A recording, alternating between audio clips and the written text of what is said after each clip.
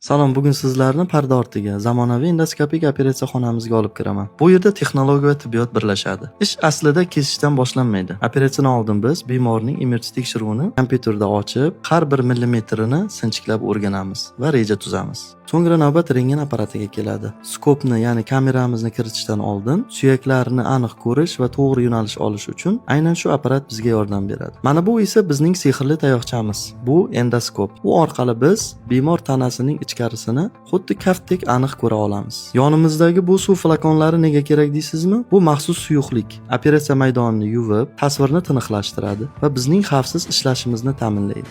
Ekran qismi jarayonning eng qiziq qismi. Xuddi video o'yinlariga o'xshaydi. Biz qo'limizdagi asbobga emas, to'g'ridan-to'g'ri ekranga qarab ishlaymiz. Qo'l va ko'z harakatlari parallel bo'lishi shart. Ekranda katta ko'ringani bilan aslida bu instrumentlar juda mitti. Mana shunday nozik harakatlar evaziga bemorlarimiz tezroq oyoqqa turishadi. Ko'rib turganingizdek, zamonaviy tibbiyot bu kam jarohat va tez tiklanish demakdir. O'zingizni asrang, biz esa sog'lig'ingizni asrashga yordam beramiz.